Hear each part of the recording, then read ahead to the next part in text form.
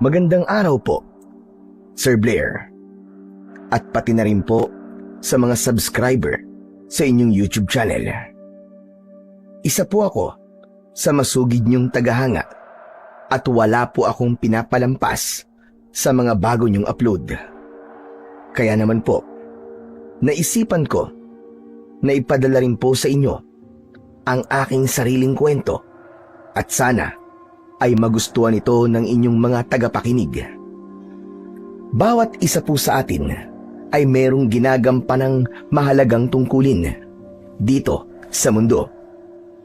Kumbaga, magkakaiba tayo ng tinatahak na daan sa ating buhay.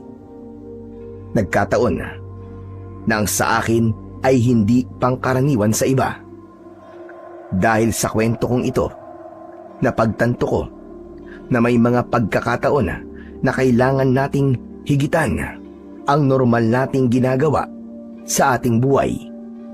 Kahit pa maaari natin yung ikapahamak. Itago niyo na lamang po ako sa pangalang Kevin. At ito ang aking kwento. Bata pa lang ako noong nagdesisyong maghiwalay ang aking mga magulang.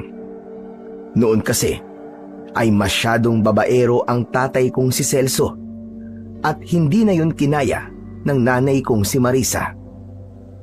Dalawa lang po kaming magkapatid, Sir Blair. Kaya nagkasundo ang nanay at tatay ko na magtig-isa sila sa amin. Ako ay naiwan kay tatay habang ang kapatid ko na si Marvin ay sa nanay ko. Sanggol pa lang kasi noon si Marvin, kaya tama lang na kay nanay siya mapunta. Hanggang sa nagbinata na ako, ay hindi na talaga nagkabalikan ang aking mga magulang. Sa syudad na nakatira si nanay at si Marvin, habang kami naman ni tatay ay nanatili sa aming baryo. Paminsan-minsan po ay nagtutungo ako sa syudad para magbakasyon at makasama ang nanay at kapatid ko. Pero hindi ako maaaring magtagal doon dahil sa tungkulin ko sa aming baryo. Isa kasi akong albularyo at ganun din si tatay. Sa kanya ko natutunan ang kakayahan ko sa panggagamot. Noon pa man ay interesado na ako sa ginagawa ni tatay. Sobra akong humahanga sa kanya dahil napakarami na niyang napagaling na taong may sakit. Hindi lang sakit ang kaya niyang lunasan, kundi maging yung mga ginagambala ng mga lamang lupa o mga elemento. Kahit nga ang mga kinukulam ay napapagaling din niya. Isang umaga, matapos gamutin ni tatay ang isang batang may sakit, ay tinulungan ko siyang iligpit ang mga ginamit niya sa panggagamot. Tay, ano po palang sakit ng batang ginamot niyo kanina? Lagnat at ubo. Ang sabi ng nanay ay halos 1 linggo nang may sakit yung anak niya. Dinala na raw niya sa ospital pero ayaw raw tumalab ng mga gamot na sinabi ng doktor. Kaya yun, dito na lang niya dinala sa atin.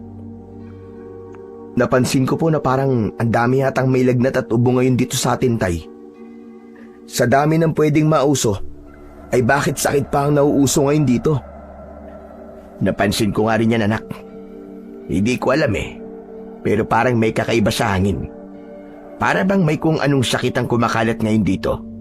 At parang lahat ay nagkakahawaan na. Ayos lang po yun, tay. Nandito naman po kayo Sigurado po ako na kayang-kaya niyong gamutin ang lahat ng magkakasakit dito sa atin. Ano nga ko lang? Ikaw din, Kevin. Ano pa tinuruan kita ng kaalaman ko kung hindi mo ko tutulungan sa panggagamot, hindi ba?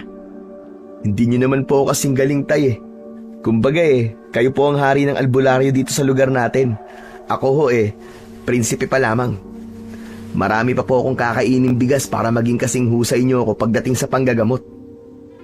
Saan mo nakuha mga ganyang salita, ha? Saka wag mong minamaliit ang sarili mo. Bata ka pa. Abay, 30 anyos ka pa lang, ha? Alam mo ba, nung nasa ganyang edad pa lamang ako, ay di pa naman ganun kalawak ang kalaman ko sa panggagamot.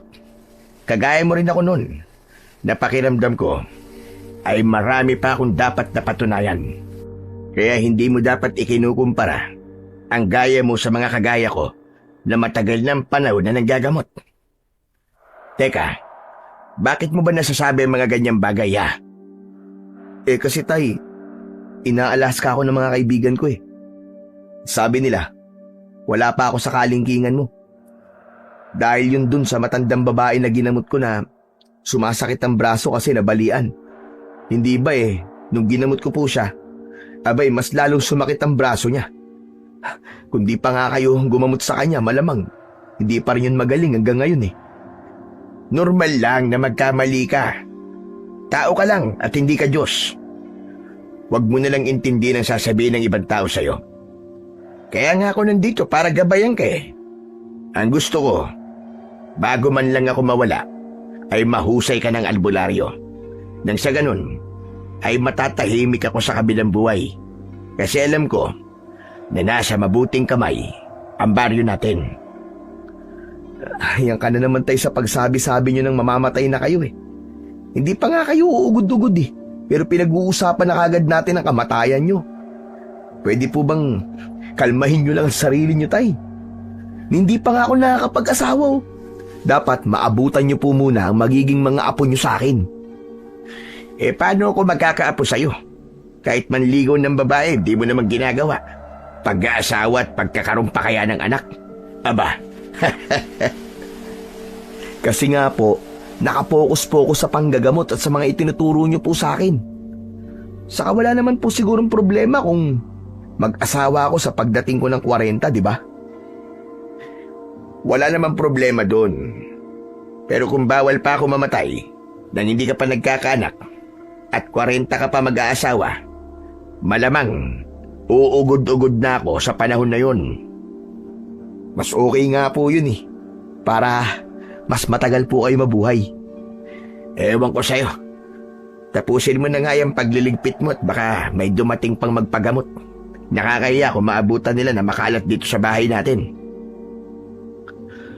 Tinapos ko na muna ang pagliligpit sa mga ginamit ni tatay. Ganun lang ang buhay namin araw-araw. Nabubuhay kami sa panggagamot sa mga taong may sakit. Pero kahit marami ang nagpapagamot sa amin at kilala si tatay sa ganung larangan, ay hindi pa rin kami mayaman. Naniniwala kasi si tatay na ang ganung kakayahan ay hindi dapat ginagawang trabaho o negosyo.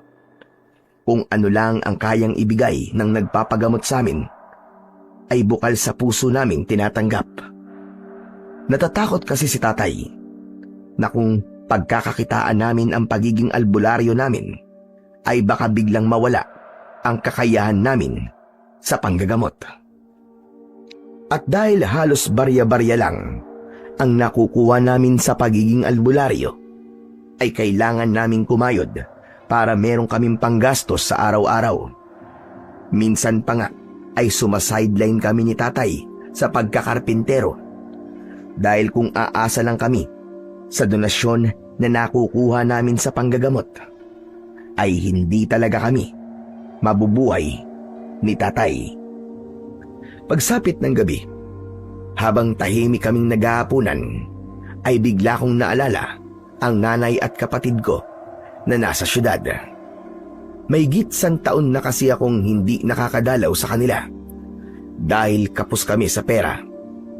Pero yung pamasahe na iniipon ko ay palaging nababawasan dahil may mga kailangan kaming bilhin ni tatay. Tay, ang tagal ko na ho palang di nakakapagbakasyon kina Nanay at Marvin, no? Parang may gitsan taon na yata. Hindi ba sabi mo sa akin nung isang araw ay doon ka magpapasko? Nag-iipon ka na ba ng pamasahe mo? Hindi nga po ako makaipon eh. Kapag meron po kasi tayong kailangan dito sa bahay, sa ipon po ako kumukuha. Medyo matagal pa naman ang Pasko eh. May ilang buwan ka pa para mag-ipon. Ano po kaya kung tayong dalawa po ang magbakasyon sa kanila? Sumama ka sa akin, tay, para makita nyo rin po si nanay at si Marvin. Hindi ho ba simula po na maghiwalay kayo ni nanay, ay hindi mo pa sila nakikita? Naku tay, ang laki na po talaga ni Marvin ngayon. Parang mas magiging matangkad pa nga po siya sa akin eh. Tapos si nanay, kahit nagkakaedad na po, mas lalo pong gumanda. Tumigil ka, Kevin, ha? Alam ko kung saan pupunta yung mga sinasabi mo. Bakit po ba kasi hindi na lang kayo magbalikan ni nanay, tay? Sigurado po ako na mahal nyo pa rin ng isa't isa. Simula kasi na naghiwalay kayo, hindi po kayo nagkaroon ng ibang kasintahan.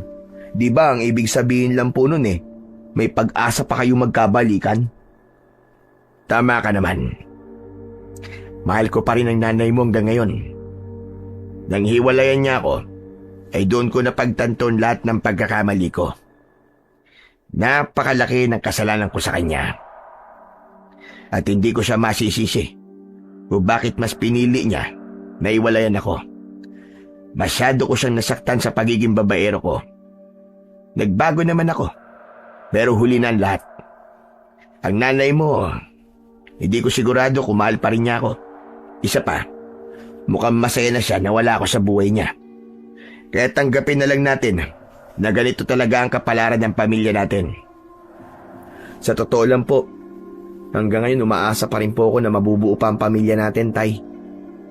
Gusto ko pa rin na magkabalikan po kayo ni nanay. Tapos, dito na ulit sila titira ni Marvin. Alam nyo nakakainggit po kasi yung ibang pamilya na buo at masaya. Kung ako lang ang tatanungin, gusto kong magkabalikan talaga kami ng nanay mo. Pero dapat ay ganun din ang nanay mo. At hindi pwedeng ako lang ang may gusto. Maraming beses ka na nagpunta sa kanya sa syudad.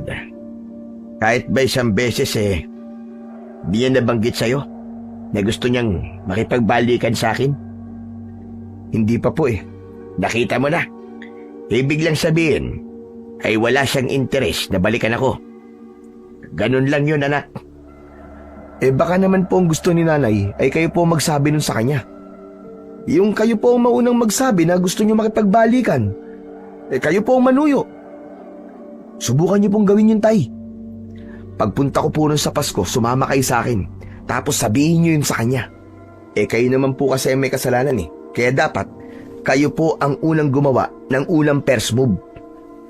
Pambihira na yan. May una na, may first move pa. Mukhang kailangan mo yatang bumalik muna sa pag-aaral, ha, Kevin? Si tatay naman, parehas na rin yun. Pero tay, seryoso ako Ano kaya? Kaya niyo po bang gawin yung sinabi ko? Kanina ko pa sinasabi na hindi, di ba? Saka nahihiya pa akong humarap sa nanay mo. Baka kapag nakita ko nun bigyan lang niya ako ng mag-asawang sampal. Baka mamaya may anak pa na uppercut. Di tanggapin niyo po. Pero malay niyo, di ba baka napatawad na po kayo ni nanay. Baka hinihintay niya lang talaga na suyuin niyo po siya. Ewan ko sa'yo, Kevin. Kung mangyayari ang isang bagay, mangyayari yan. Pero mas magiging mabilis na mangyari ang gusto natin, tay, kung kikilos tayo at hindi aasa sa kapalaran. Masyado kang maraming alam. Tama na nga yan. Pumain ka na lang dyan at pagkatapos ikaw ang maghugas nito mga pinagkainan natin. Ano, tay? Bakit ako na naman? Kaninang umaga at tanghali ako na po naghugas Alangan naman ako. Ang dami kong ginamot kanina. Gusto mo bang pasmay ng mga kamay ko? Sabi ko nga po, ako na maghuhugas. Hindi na ako nagsalita. Pagkatapos nun, at itinuon ko na ang aking atensyon sa pagkain. Pero, hindi pa rin naalis sa utak ko ang posibilidad na magkabalikan ang mga magulang ko. Kahit matagal na silang hiwalay, ay hindi pa rin nawawala ang pag-asa ko na mangyayari yon. At naniniwala ako na mangyayari lamang yon kung si tatay ang unang kikilos dahil siya ang dahilan kung bakit nakipaghiwalay si nanay sa kanya. Sa mga lumipas na araw, ay mas naging abala kami ni tatay sa panggagamot sa mga taong dinapuan ng lagnat at ubo. Halos araw-araw ay merong nagpupunta sa bahay para magpagamot. Hindi lang mga nakatira sa aming baryo, kundi maging sa ibang lugar din. Doon namin napagtanto na talagang may kumakalat na sakit na mabilis na makahawa. Kaya naging maingat din kami dahil mahirap kapag kami mismo ang tinamaan ng sakit na yon. Isang hapon, nakita ko si tatay na nakaupo sa labas ng aming bahay. Nakatanaw siya sa malayo at parang malalim ang iniisip. Lumapit ako sa kanya. Umupo ako sa tabi niya. Magluluto na po ba ako ng ulam natin, tay, para sa hapunan? Nagugutom ka na ba? Hindi pa naman po. Pero kay tay, baka gutom na po kayo. Hindi pa. Medyo busog pa ako. Maya-maya ka na magluto. Sige po, tay. Pero grabe po ang nangyayari dito sa baryo natin, no? Hindi lang po pala rito, kundi pati na rin po sa ibang lugar. Parang habang tumatagal parami ng parami ang nagkakasakit. Yan na nga rin ang iniisip ko eh. Mukhang kailangan na natin ng tulong mula sa gobyerno. Dalawa lang tayong albularyo rito at hindi natin to kaya kung patuloy na dadami ang magkakaroon ng sakit. May nakita po ako kahapon na nagpunta po rito na mula sa health center. Sa tingin ko po pumikilos na po sila. Sana nga. Nakakaawa ang mga taong dinadapuan ng sakit na yon. Lalo-lalo na mga bata. May mga napapagaling nga tayo, pero mas marami ang dumadagdag na nagkakaroon ng sakit. Pero alam niyo po ba ang nakakatuwa sa mga nangyayari ngayon, tay? Ang dami pong taong nagpapasalamat sa atin, lalong-lalo na po sa inyo. Kahapon nga po nung bumibili po ako ng itlog sa tindahan, abay akalain niyo lumapit sa akin sa Aling Sonia. Halos maiyak po siya sa pagpapasalamat sa akin kasi dalawa po pala sa apo niya ang napagaling niyo. Ang sabi ko naman po sa kanya, mag-ingat na lang sila sa susunod para hindi na ulit sila mahawaan ng kumakalat na sakit. Hindi naman sa gusto kong may ganitong nangyayari sa baryo natin. Pero sa ganitong mga pagkakataon kasi, ay nakikita natin ang pagpapahalaga ng mga tao sa atin. Napakasarap kasi sa pakiramdam na marinig mula sa mga tao na nagpapasalamat sila sa atin. Magsasalita pa sana ako nang isang lalaki ang dumating. Nakasakay siya sa motor at nalaman namin na isa siyang kartero o yung magdadala ng mga sulat. Isang sulat ang inabot niya sa akin dahil sa akin yon nakapangalan. Nang umalis na ang kartero, ay saka ko lang tinignan kung kanino galing ang sulat. Tay, galing pala kay nanay itong sulat ah. Bakit hindi mo pa buksan para malaman natin kung anong sasabihin ng nanay mo? Saka baka may pera yan. Malay mo naman. Malabong may pera to, tay. Kailan po ba sumulat si nanay na may kasamang pera? Sa bagay, tama ka. Pero buksan mo na nang malaman na natin kung anong laman ng sulat na yan. Pinunit ko ang sobre at inilabas ko mula roon ang isang yellow pad. Inilapit ko kay tatay ang sulat upang mabasa niya rin yon. Seryoso kami sa pagbabasa ng sulat ni nanay at nang nasa kalagitnaan na kami ng sulat ay may pag-aalala kaming nagkatinginan ni tatay. Hindi muna kami nagsalita at itinuloy namin ang pagbabasa hanggang sa natapos na kami. Isang mahabang katahimikan ang namagitan sa amin ni tatay. Parehas kaming nakatingin sa kawalan. Nakalagay kasi sa sulat na may sakit ang nanay at kapatid ko. Nagpatingin na raw sila sa doktor, pero kahit na anong gamot ang ibigay ng doktor sa kanila ay hindi sila gumagaling. Ayon sa nanay ko, madalas daw sumakit ang buong katawan nila at pabalik-balik ang kanilang lagnat. Sa gabi naman daw ay palagi silang uhaw na uhaw, pero kahit gaano karami ang tubig na inumin nila, ay hindi nawawala ang uhaw nila. Nakiusap si nanay kay tatay na baka pwedeng sumaglit ito sa syudad upang gamutin sila ng kapatid ko. Tay, ano po sa tingin yung sakit ni nanay at ni Marvin? Hindi ko masasagot yan hanggat hindi ko sila nakikita. Kung ganun, pupuntahan niyo po ba sila sa syudad, tay? Hindi naman po ako pwedeng sumama sa inyo kasi mawawalan po ng manggagamot dito sa baryo natin. Hindi po pwedeng mawalan dito ng albularyo, lalo na po sa nangyayari ngayon. Tama ka. Hindi talaga pwedeng mawalan ng albularyo dito sa baryo natin. Kaya kailangan ay may isa sa atin na pupunta sa nanay at kapatid mo para siyang gumamot sa kanila. Kevin, mamayang gabi, mag-impake ka na. Lalapit ako ngayon kay Kapitan at uutang ako sa kanya ng pamasahe mo papunta sa syudad. Ano po? Bakit ako po nga alis?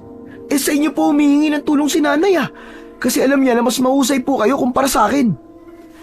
Mas maraming may sakit dito sa baryo natin. Mas kailangan nila ako rito, anak. Yan po ba ang totoong dahilan o baka naman dahil hindi niyo po kayang harapin si nanay?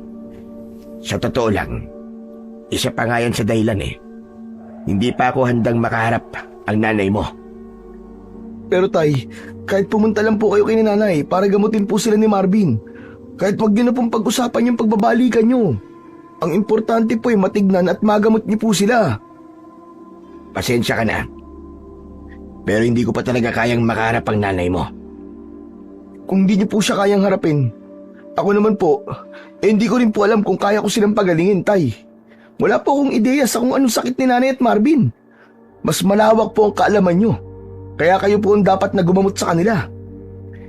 Pagkakataon mo na ito, anak, para patunayan ang sarili mo. Maniwala ka sa kakayahan mo, kagaya ng paniniwala ko sa kaya mong gawin. May tiwala ako sa iyo.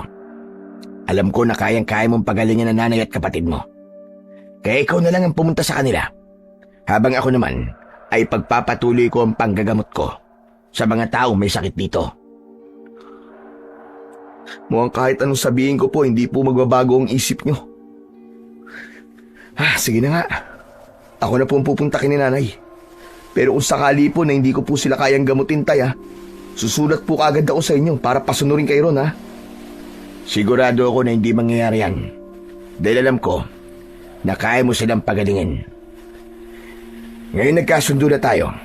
Pupunta muna ako kay Kapitan para mangutang ng pamasahe mo. Magluto ka na rin ng hapunan natin para makakain na tayo mamaya pagdating ko. Nang umalis si tatay, ay kumilos na ako para magluto. Pero hindi ko magawang ituon ang aking atensyon sa ginagawa ko dahil sa pag-aalala ko kina nanay at Marvin. Taimtim akong nagdasal sa Diyos na sana ay hindi ganun kalala ang sakit nila at magawa ko sana silang pagalingin. Sa awa ng Diyos, ay nagawang makakuha ni tatay ng pera para kay Kapitan. Ayon kay tatay, ay sinabi ni Kapitan na wag na namin yung bayaran at sinobrahan pa yon ni Kapitan para meron akong panggastos kahit paano pagdating ko sa syudad. Pagkatapos naming maghapunan, ay nagsimula na akong mag-empake ng mga damit at ilang gamit ko. Habang ginagawa ko yun, ay lumapit si tatay sa akin.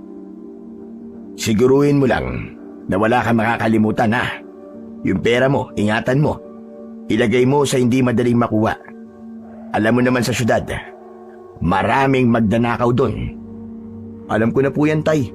Hindi po uubra sa akin ng mga magnanakaw at mandurukot doon.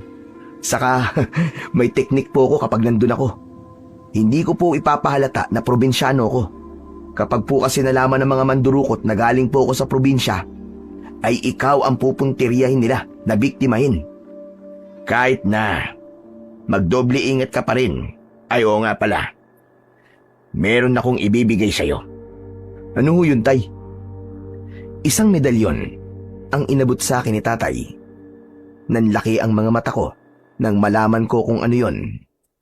Ang medalyon kasi na yon ay ipinamana kay tatay ng lolo niya na isa ring kilalang albularyo noon.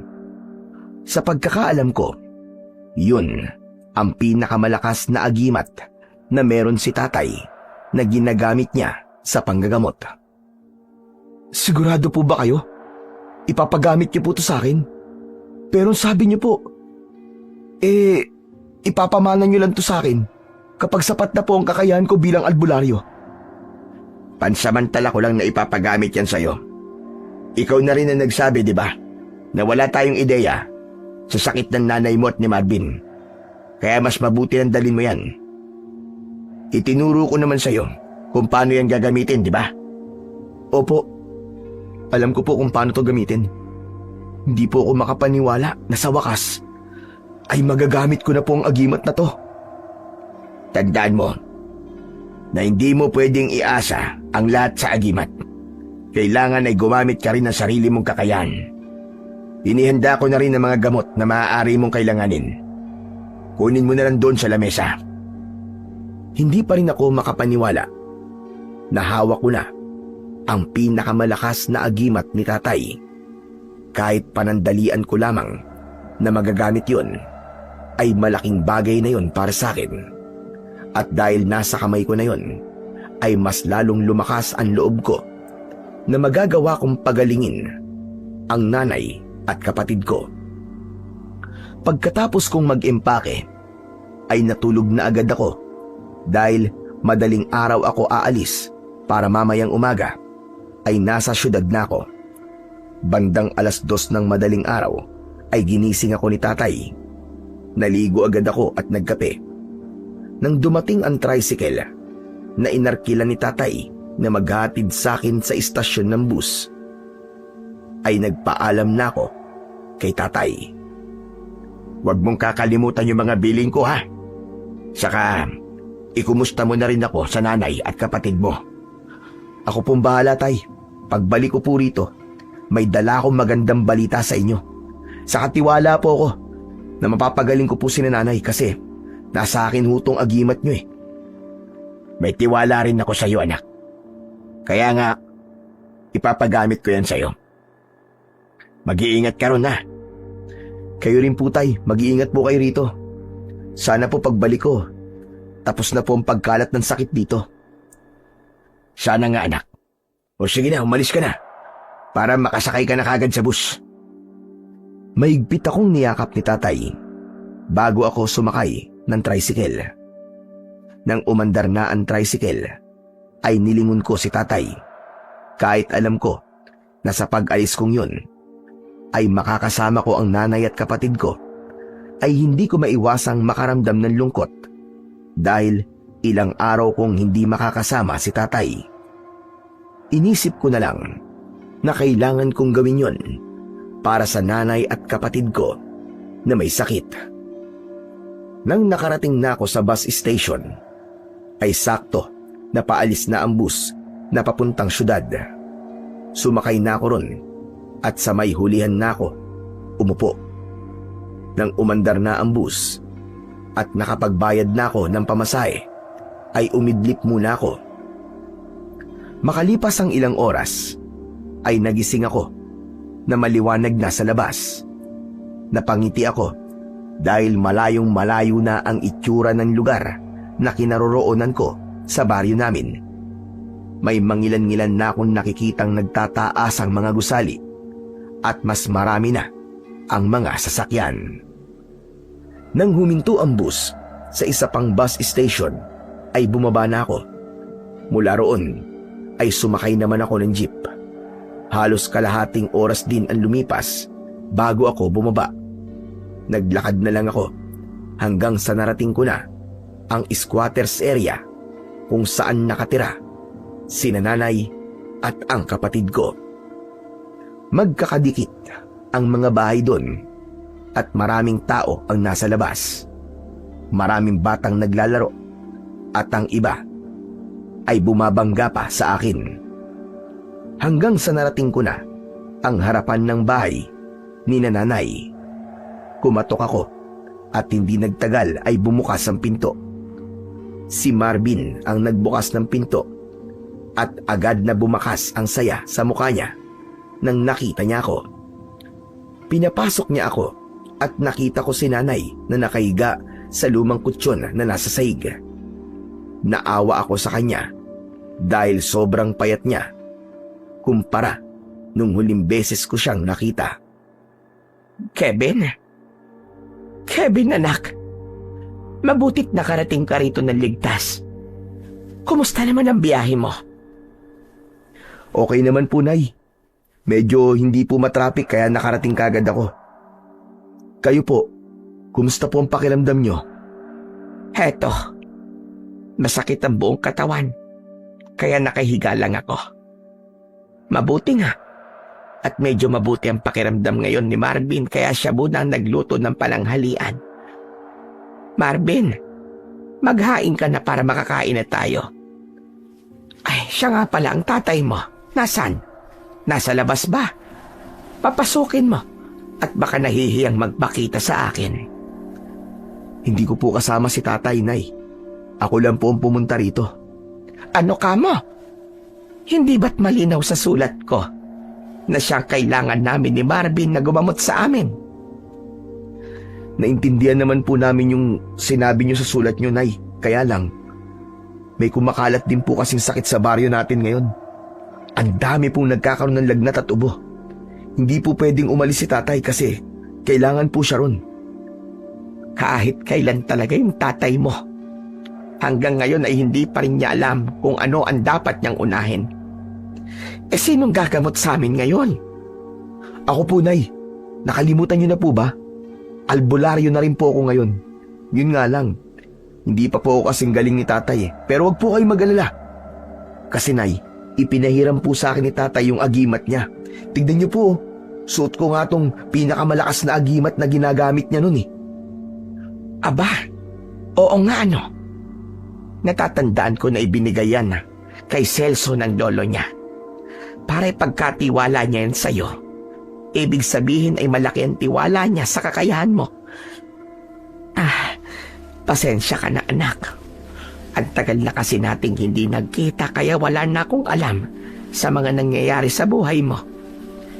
Bakit kasi hindi ka pa dito tumira? Para magkakasama na tayong tatlo ni Marvin. Sorry, Nay. Gusto ko man po kayong makasama ni Marvin ay hindi ko po pwedeng iwan si tatay na mag-isa. Nakakaawa naman po, Nay, kung mag-isa lang siya ron sa atin. Saka sa totoo lang, nagbago na po si tatay, Nay. Hindi na po siya babaero ngayon. Wala naman akong pakialam kung hindi na siya babaero. Ang importante ay mas tahimik na ang buhay namin ni Marvin dito. Ay nako, wag na nga natin pag-usapan ng tatay mo at mas lalong sumasama lang ang pakiramdam ko. Kuya, Nay, tapos na po ako mag-ain. Pwede na po tayong kumain. O tara na, anak. Kumain na muna tayo at baka gutom ka na. Medyo nga po Hindi pa po kasi ako makain simula nung umalis po ako sa bahay. Pinagtulungan namin ni Marvin na alalayan si nanay sa pagtayo. Nang magkakaharap na kami sa pagkainan, ay sinimulan na namin kumain.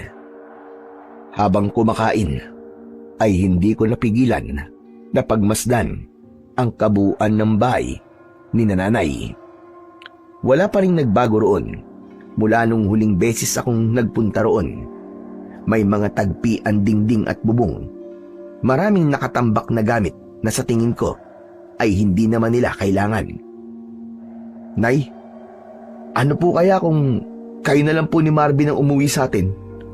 Para magkakasama na po tayo.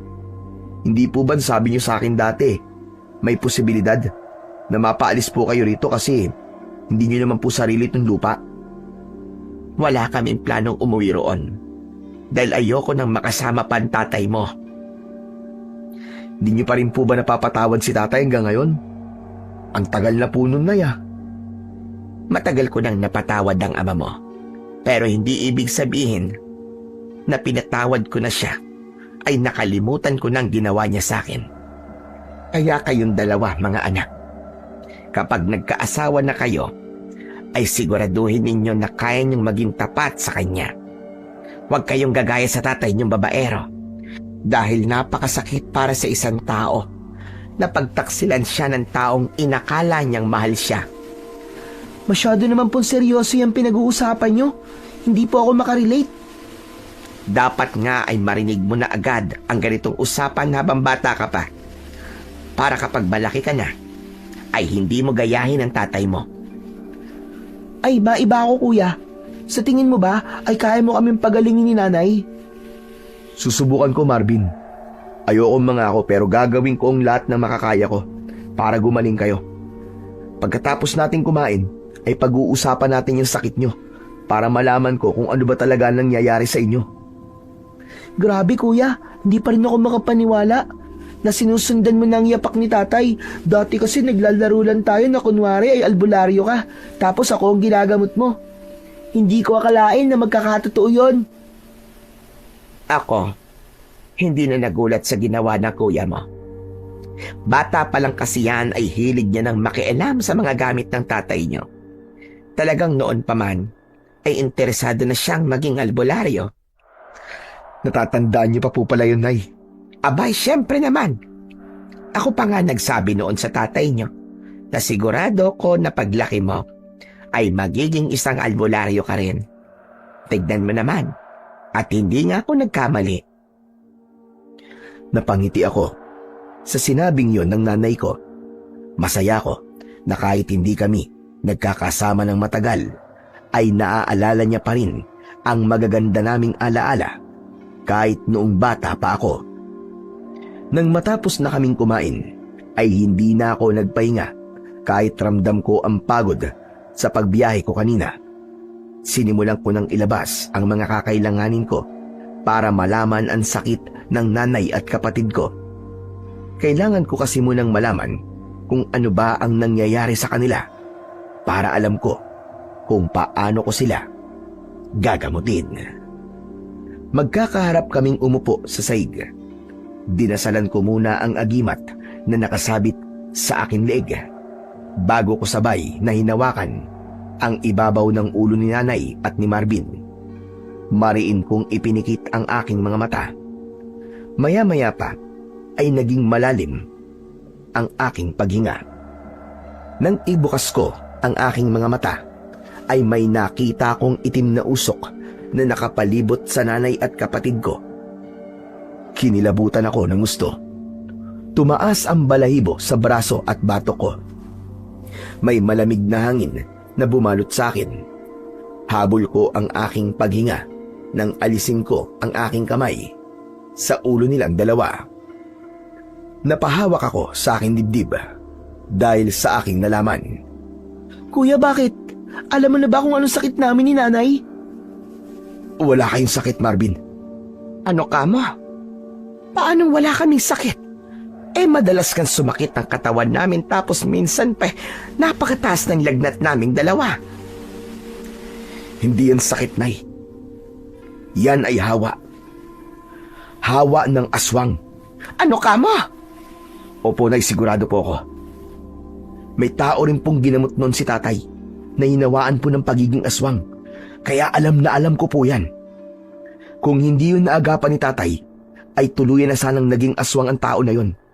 Yan pong nararamdaman at nararanasan ninyo ay malinaw na senyales na unti-unting kumakalat sa katawan nyo ang pagiging aswang. Diyos ko po, totoo ba yung sinasabi mo, anak? O baka naman tinatakot mo lang kami? Kevin, ha? Ayoko ng ganyang biro. Hindi nakakatuwa.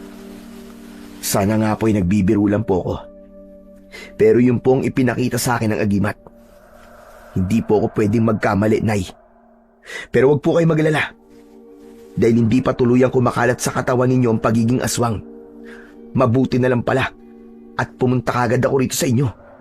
Kayang-kaya ko pa po yung alisin sa inyo. Ayoko maging aswang, kuya. Ayokong kumain ng tao at tuminom ng dugo. Nakakadiri yon. Hindi yun mangyayari, Marvin. Ako ang bahala sa inyo ni nanay. Papagalingin ko kayo. Si Marvin na ang una mong gamutin at pagkatapos ay isunod mo ako. Agad akong kumilos. Inilabas ko ang iba ko pang gamit sa panggagamot. Pinakuha ko si nanay ng palanggana na may tubig. Inilagay ko ang palanggana sa harapan ni Marvin habang nakapatong ang kamay ko sa ibabaw ng kanyang ulo ay itinapat ko naman ang aking hintuturo sa aking bibig at umusal ako ng isang dasal. Maya-maya pa ay ipinasok ko ang aking daliri sa loob ng bibig ng kapatid ko. Halos maabot ko na ang lalamunan niya. Maluwalawa si Marvin hanggang sa bigla siyang sumuka ng kulay itim na likido. Bumagsak yon sa palanggana na may tubig. Nang natapos sumuka ang kapatid ko, ay panay ang ubo niya. Pinagmumug ko siya sa lababo. Ganon din ang ginawa ko kay nanay. Pinasuka ko rin siya ng itim na likido sa palanggana. Itinapon ko sa inidoro ang laman ng palanggana. Nang balikan ko si nanay at si Marvin, ay bakas sa mukha nila ang labis na panghihina. Kumuha ako ng tubig at pinainom ko sila pareho. Kumusta na po ang pakiramdam nyo? Medyo masakit pa yung nalalamunan ko, kuya. Ako naman ay parang walang laman ang ulo ko. Bigla ko nang hina. Huwag po kayo mag-alala kasi normal lang po yan. Ang importante ngayon ay naalis ko na sa inyong katawan ng hawa ng aswang. Pero dito po muna ako habang bumabawi pa kayo sa lakas nyo. Ako munang mag-aalaga sa inyong dalawa. Maraming salamat, anak. Nakaka-proud na isa ka nang ganap na albularyo ngayon. Salamat dahil ginamot mo kami ng kapatid mo. Wala po yun, Nay. Hindi niyo po kailangan magpasalamat sa akin. Kasi hindi ko naman po kayo pwedeng pabayaan. Mahal na mahal ko po kayo. Pero kuya, hindi na ba talaga kami magiging aswang ni nanay? Hindi na, bunso. Nailabas na ng katawan nyo yung inilagay ng aswang sa inyo bago pa yung kumalat ng tuluyan sa buong katawan nyo. Sino naman kaya yung aswang na nanghawa sa atin, Nay? Abay, malay ko. Hindi ko alam.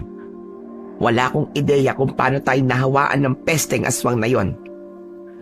Wala po ba kayong pinaghihinalaan na pwedeng aswang dito sa lugar nyo? O baka merong isang tao na may nagpakain sa inyo ng pagkain? Wala. Wala akong maalala. Hindi ko talaga alam, anak. Sa ngayon, Nay, mag-iingat po muna kayo. Huwag po kayong tatanggap ng pagkain sa ibang tao. Magpahinga na po muna kayo ni Marvin. Kailangan niyo pong makabawi ng lakas. Ikaw din, anak. Magpahinga ka rin muna at alam kong pagod na pagod ka sa biyahe. Maraming salamat ulit, Kevin. Hindi ko talaga akalain na magagawa mo kaming pagalingin ng kapatid mo. Nang sandaling yon, ay hindi ko maipaliwanag ang kasiyahan ko. Bukod kasi sa naalis ko na kina Nanay at Marvin ang hawa ng aswang, ay naramdaman ko rin na labis akong ipinagmamalaki ng nanay ko. Alam ko na hindi siya makapaniwala na kaya ko nang gawin ang ginagawa ni tatay bilang isang magaling na albularyo. Sa sumunod na 2 araw ay hinayaan ko muna sina Nanay at Marvin na makapagpahinga. Ako muna ang nagbenta ng tinitinda nilang basahan sa may mga sasakyan na dumadaan sa kalsada. Hindi ko na muna sila masyadong pinakilos para maging mabilis ang pagbalik ng kanilang lakas. Isang umaga, nang nagising ako, ay nakita ko si Nanay na nagluluto sa kusina. Agad akong bumangon at lumapit ako sa kanya. Nay, ako na ho kayang gagawa niyan. Magpahinga ka na lang muna, Nay.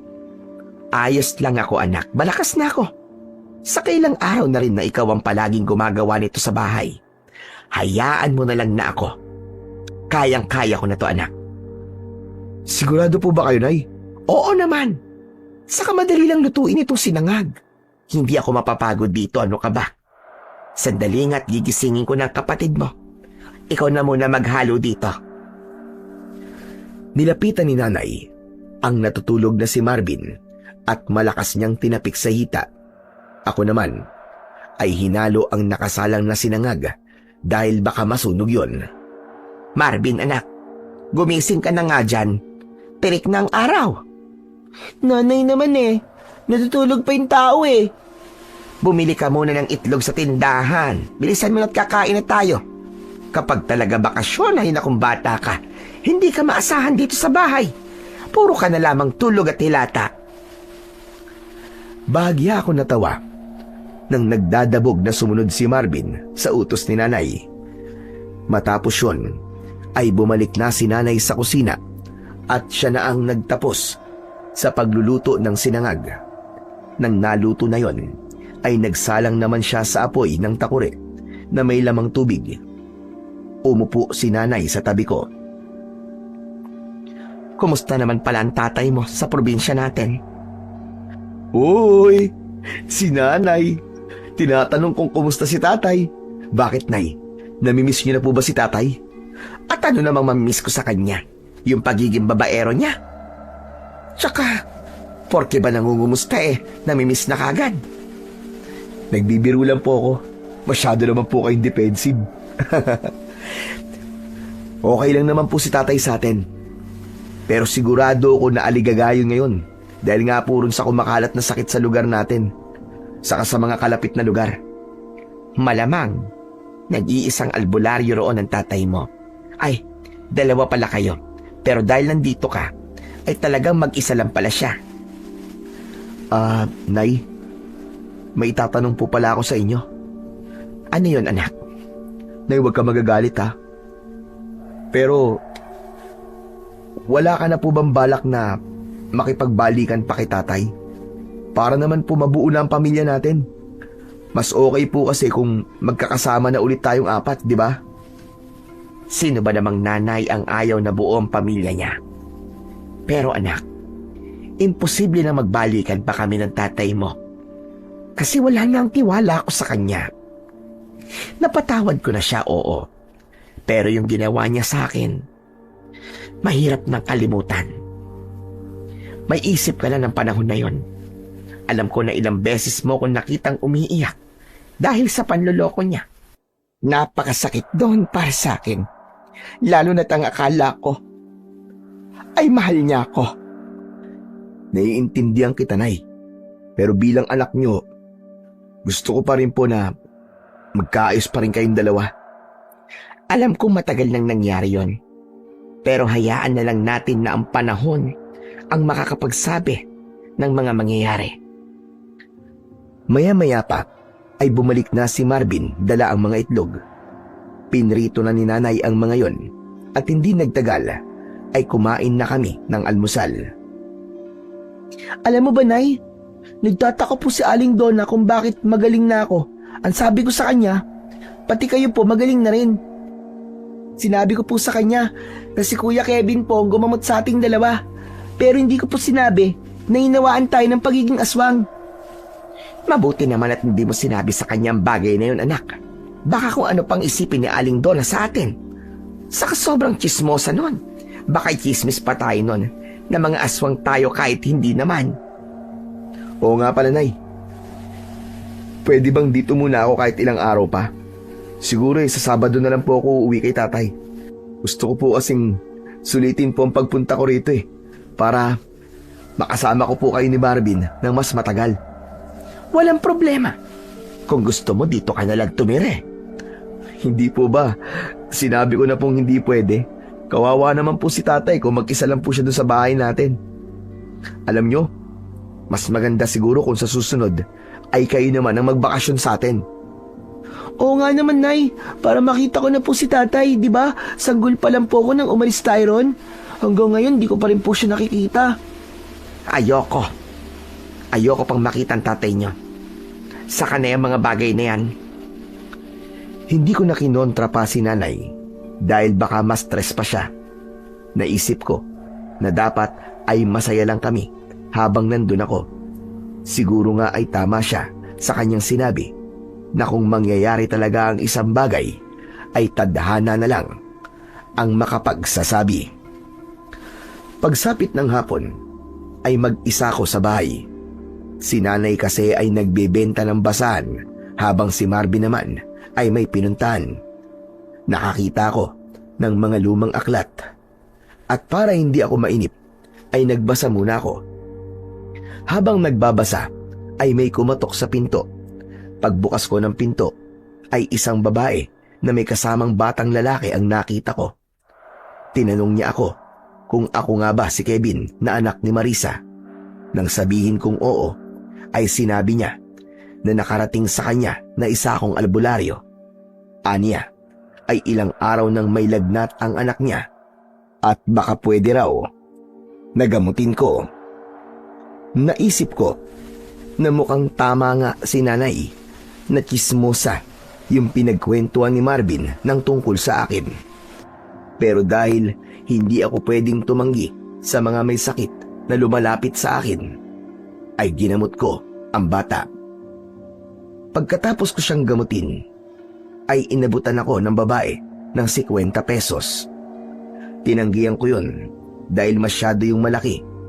Pero nagpumilit siya na kunin ko ang bayad niya. Sa huli ay wala akong nagawa kundi tanggapin ang pera. Bandang 5:00 ng hapon ay sabay na dumating sina nanay at Marvin. Inabot ko ang 50 pesos kay nanay. Oh, para saan to anak? Pandagdag po sa panggastos natin, nay. Naku, wag na. Itago mo na lang ito. Wag mo nang bawasan ng perang meron ka. Hindi ko naman po yan binawas sa pera ko, nay. Bayad po yan sa akin ng babaeng nagpunta dito kanina. Pinagamot niya po sa akin yung anak niyang may sakit. Mukhang kubalat na nga po dito sa lugar niyo na yung pagiging albularyo ko. Nakita mo naman ang ginawa mo, Marvin. Nang dahil sa pagkikwento mo kay Aling Donna, ay may mga nakaalam na tuloy na manggagamot ng kuya mo. Ayaw niyo po ba yun? Para habang nandito po si kuya, ay kumikita siya kahit papano. Wala rito ang kapatid mo para tumanggap ng mga may sakit. Nandito siya para magbakasyon. Paano niya yung magagawa kung nanggagamot siya? Ayos lang po yun, nay. Huwag niyo na pong pagalitan si Marvin. Saka, wala rin naman po akong ginagawa rito eh. Yun naman pala eh, ayos na po kay kuya. Kaya wag na po kayo magalit sa akin, nay. Inakala naming lahat na yung batang lalaki ang huling gagamutin ko sa lugar na yon. Pero, ng mga sumunod na araw, ay parami ng parami ang nagpupunta sa akin para magpagamot. Nagtaka ko dahil may mangilan-ngilan na meron sintomas na hinawaan sila ng pagiging aswang. Ginamot ko sila, gaya ng ginawa ko kina nanay at Marvin. Kahit matagumpay kong naalis sa katawan nila ang hawa ng aswang, ay kinabahan at natakot pa rin ako.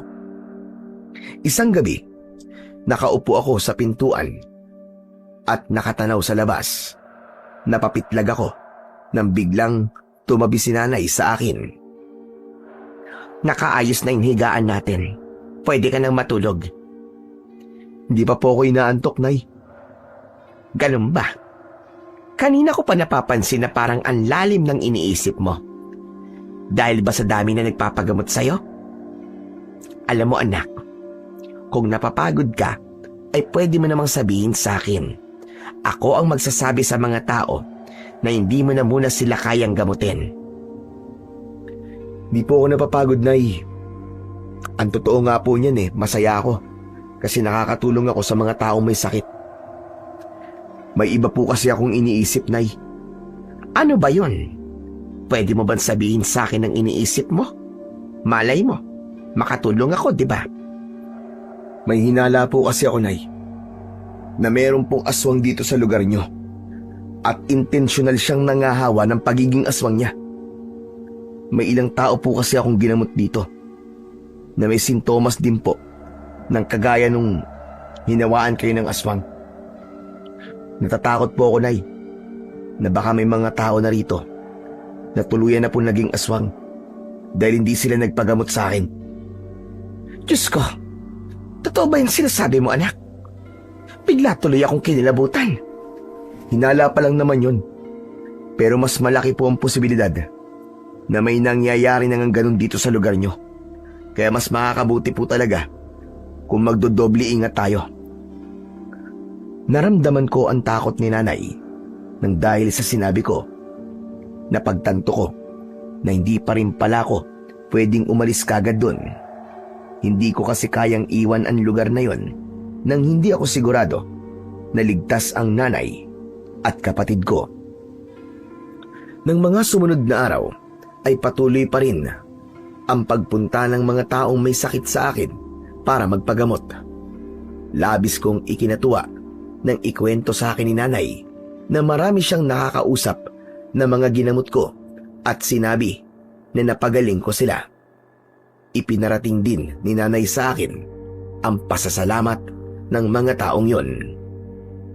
Isang umaga ay lumabas ako para bumili ng soft drinks sa malapit na tindahan. Habang bumibili ako ay isang lalaki na sa tansya ko ay nasa 40 ng edad at napansin ko na masamang nakatingin sa akin. Meron siyang makapal na bigote at ang buhok niya ay hanggang balikat. Kinabahan ako.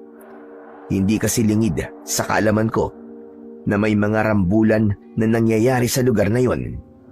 Ang sabi kasi sa akin ni nanay ay may mga tao roon na lulong sa ipinagbabawal na gamot, kaya kailangan kong mag-ingat. Naisip ko na baka mapagtripan ako ng lalaking yon. Pagkakuha ko ng binili ko ay agad-agad akong nagbayad. Aalis na sana ako pero humarang ang lalaki sa harapan ko.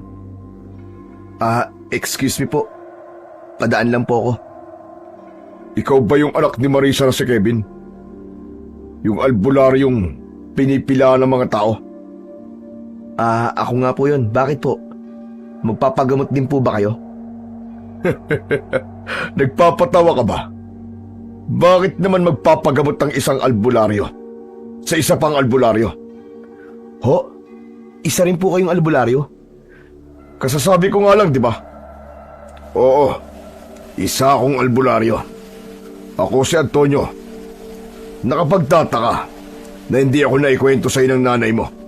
Ngayong sa akin sila palagi nagpapagamot ng kapatid mo kapag may sakit sila. Pasensya na po. Hindi po talaga niya kayo nabanggit sa akin eh. Sige po.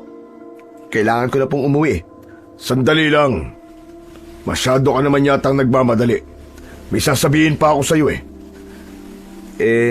Maglalaba pa po kasi ako eh. Prangka akong tao. Kaya didiretsahin na kita. Hindi ko gusto ang ginagawa mong paggagamot.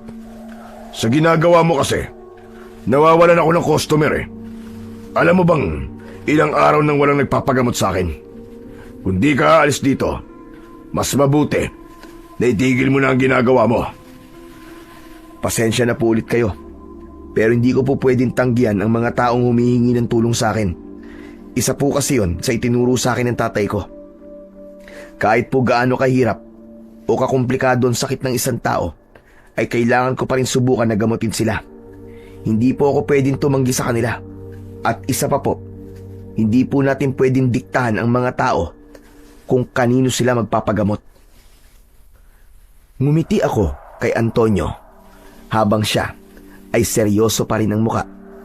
Kapansin-pansin ang paggalaw ng kanyang panga na para bang nagpipigil siya ng galit.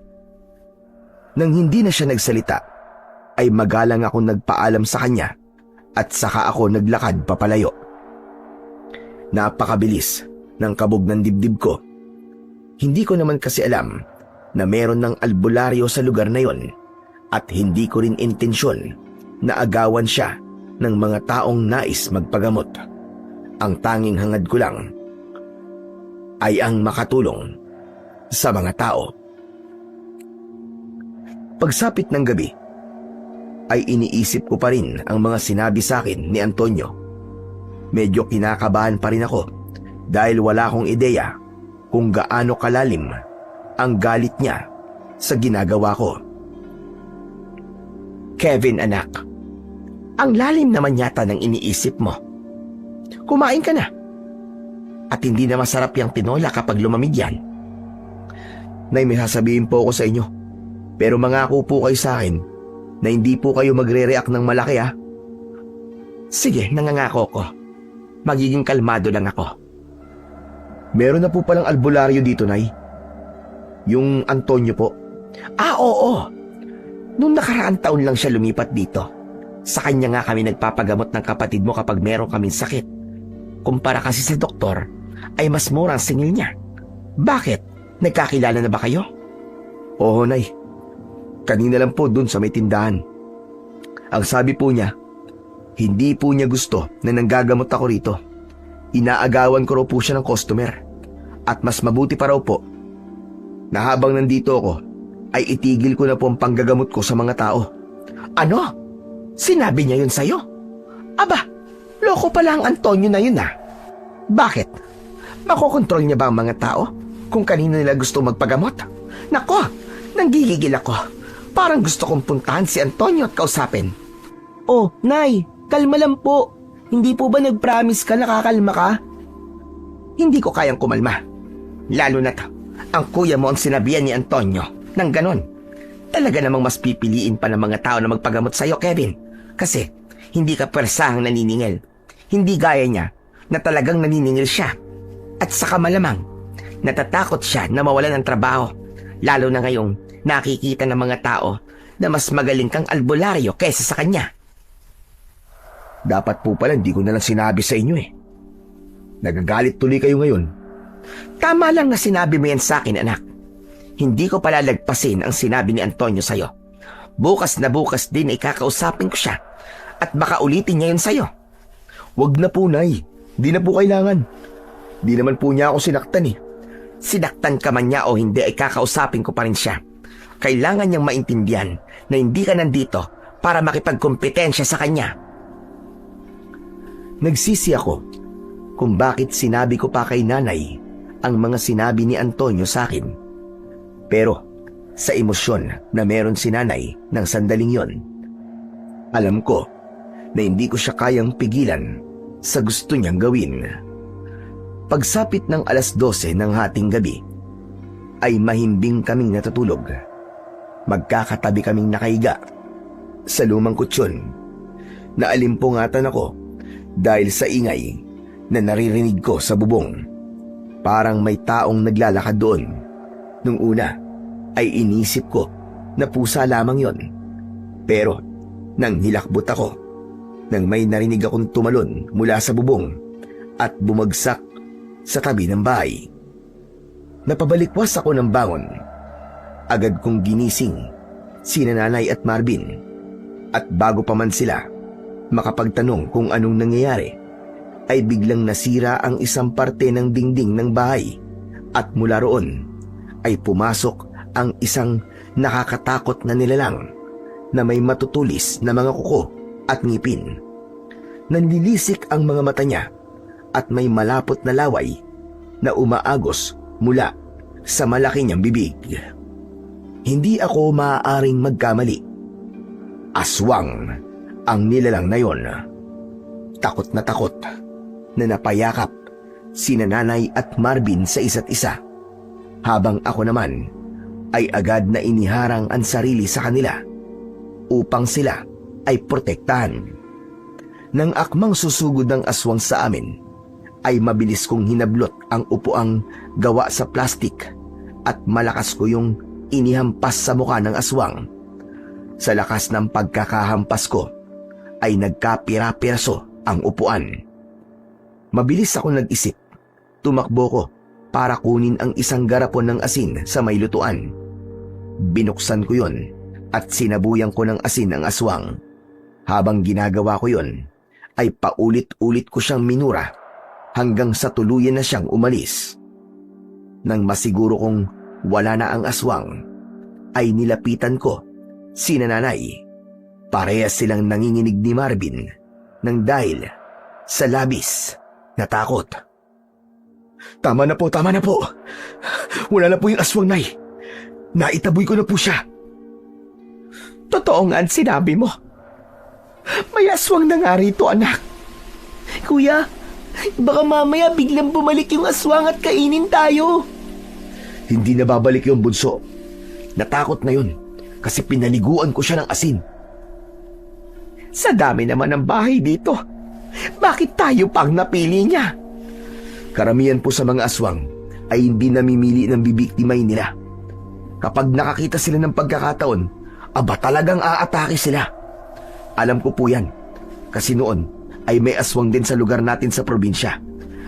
Mabuti na nga lang at may kaibigan po si tatay na manunugis at yun ang tumulong sa amin. Mabuti na lang talaga at nandito ka, anak.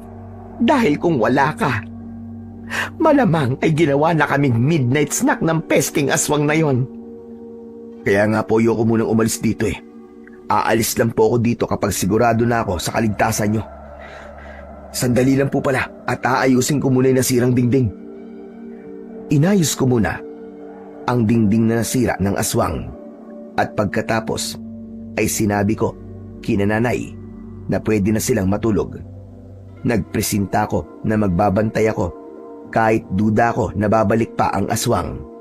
Mas mabuti na kasi ang sigurado kami kesa sa magsisi kami sa huli. Sinamahan ako ni nanay na magbantay habang si Marvin ay natutulog. Pagsapit ng 3:00 ng madaling araw ay hindi na kinaya ni nanay ang antok, kaya natulog na din siya. Habang ako naman ay nananatiling gising upang makasiguro ko sa kaligtasan naming lahat. Kinabukasan ng umaga, 2 masamang balita ang agad na nasagap ni nanay. Una, isang lalaki ang natagpuan sa tambakan ng basura na walang buhay. Wakwak ang kanyang tiyan at maraming kagat at kalmot ang kanyang buong katawan. Ang pangalawa naman ay isang babae ang dinala sa prosinto dahil napatay niya ang kanyang asawa. Ayon sa kwento, ay bigla raw naging malahalimaw ang asawa ng babae. Inatake ng lalaki ang babae, kaya napilitan ang babaeng ipagtanggol ang kanyang sarili. Sigurado ako na yung pumatay dun sa lalaking nakita sa tambakan ng basura ay isang aswang. At yung lalaking sinasabi na naging halimaw ay nahawaan lamang ng pagiging aswang. Diyos ko, nakakatakot na sa lugar na ito, anak. Hindi na talaga tayo ligtas dito. Nay, ano kaya kung umalis na lang po tayo rito? At saan naman tayo pupunta? Kay tatay, doon na lang po tayo kasi parang mas ligtas doon kasi walang aswang doon eh. Oo nga naman, Nay. Umuwi na po tayo sa probinsya natin. Kailan naman ni Marvin ang iniisip ko kaya hindi pa ako umaalis eh. Ang kaligtasan niyo pong dalawa ang prioridad ko. Ewan ko. Hindi ko pa kaya magdesisyon tungkol sa bagay na yan. Hayaan niyo muna ako mag-isip. Teka, maiba ako. Pinuntahan ko pala si Antonio sa bahay niya kanina. Oh, hindi po ba sabi ko huwag niyo na pong gawin yun? Baka magkaroon pa kayo ng kaaway dito eh. Ay nako, bakit ba takot na takot kang magkaroon ako ng kaaway rito? Wala akong pakialam kung magkaroon ako ng kaaway kung dahil sa pagtatanggol ko sa inyo dalawa na kapatid mo. Ayun na nga, pinuntahan ko siya pero ayaw niya akong harapin. Alam ko naroon siya dahil naririnig ko yung tunog ng TV niya sa loob. Huwag niyo na pong intindihin si Antonio, Nay. Ang mabuti pa po siguro ako na lang ang kumausap sa kanya. Ipapaliwanag ko sa kanya na hindi ako magtatagal dito at aalis din naman ako. Kapag wala na ako rito, ay sa kanya na ulit pupunta ang mga tao para magpagamot. Sigurado ka ba? Kaya mong gawin yan? Oo naman po. Kaya ko po ang sarili ko. Pero Nay, pag-isipan niyo po yung napag-usapan natin kanina. Kailangan po ay magdesisyon na kayo kung gusto niyo bang doon na muna tayo sa probinsya natin habang hindi pa maganda ang sitwasyon dito. Hayaan mo at pag-iisipan ko ang bagay na yan. Bigyan niyo lang ako ng sapat na panahon. Umasa ako na papayag si nanay sa gusto namin ni Marvin. Hindi ko alam, pero pakiramdam ko ay marami pang hindi magandang mangyayari sa lugar na yon at kailangan na naming umalis sa lalong madaling panahon. Ang plano ko sana ay puntahan na si Antonio sa bahay niya pagkatapos naming mag-usap ni nanay, pero hindi ko yun nagawa dahil may mga dumating para magpagamot. Sila muna ang inuna ko. Isa sa 5 nagpagamot sa akin ang nakitaan ko ng sintomas na hinawaan ng pagiging aswang at muli akong nabahala dahil wala akong ideya kung ilan pa sa mga tao roon ang hinawaan na ng aswang na yon. At aminado ko na ang tanging solusyon para mabigyan na ng tuldok ang lahat ay ang malaman namin kung sino ang aswang. Nang wala nang nagpapagamot, ay pinili ko muna ang magpahinga at nawala sa isip ko na pupuntahan ko si Antonio. Pagsapit ng gabi, habang kumakain kami ng hapunan, ay doon ko naalala ang dapat kong gawin nang banggitin yun ni Nanay. Oo nga pala, Kevin anak. Napuntahan mo na ba si Antonio kanina? Anong sabi niya sa'yo? Tinanggap niya ba ang paliwanag mo? Naku, oo nga pala no. Nakalimutan ko pong pumunta sa bahay niya kanina. Ang dami po kasing nagpagamot kanina sa akin eh. Kaya nawala na po sa isip ko.